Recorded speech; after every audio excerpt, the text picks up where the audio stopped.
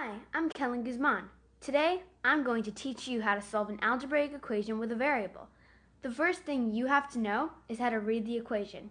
You have to understand what is happening to the variable in the equation. Is the equation adding, subtracting, multiplying, or dividing? Here's an equation. 14 plus x equals 35. The variable is x. When you add 14 to x, you get 35. Here is another example.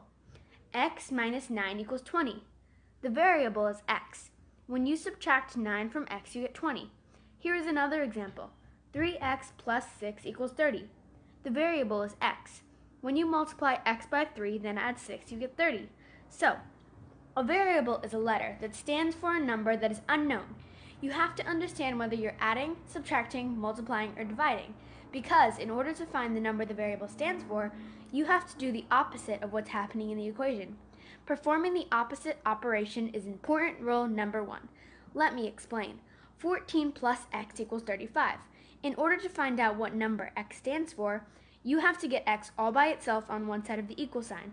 In this equation, you are adding 14 to x. So to get x by itself, you have to subtract 14 from x's side of the equation. Before you do that, you must remember important rule number 2. Whatever you do to one side of the equation, you have to do to the other side. So here you have to subtract 14 from both sides.